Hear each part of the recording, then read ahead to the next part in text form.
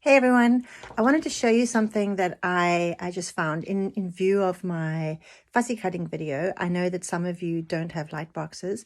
There are some cheaper ones available online, or there are the daylight ones, which is the one I use, which is awesome. It is a little expensive, but if you use it as often as I do, it's really worth the money.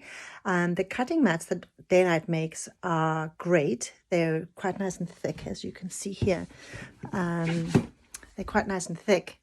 There you can sort of see it there, and you can see through them because they're, clear, but they are expensive. I think in Canada they're about 30 bucks Canadian, which, or just under 30 bucks Canadian, which is quite a lot. So the other day I was in my, I was in this local Korean dollar store. It's actually not really a dollar store, but it's like a Korean sort of grocery store, but they've got a sort of a dollar store sectional from the side. And I found these guys here. So it's a set of 3 cooking cutting mats. You can see they've got little symbols, one's for fish, one's for lemons, and well, I'll leave it up to you to decide what that one's for. But look, $7 for 3. So let's have a look at how they work. So I'll pop that on my light box, and I'm going to just do a rough demo here with this fabric, which has quite a light print over here on a cream, and we'll put it right side down just to test. And if I put my template over top, you can really see quite well through it. And then if I just do a pretend cut, because I'm trying to hold my camera and cut at the same time, but you can cut and cut and cut and cut.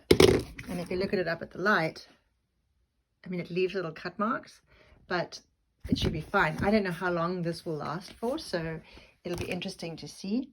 But I just thought it'd be an interesting option for you guys.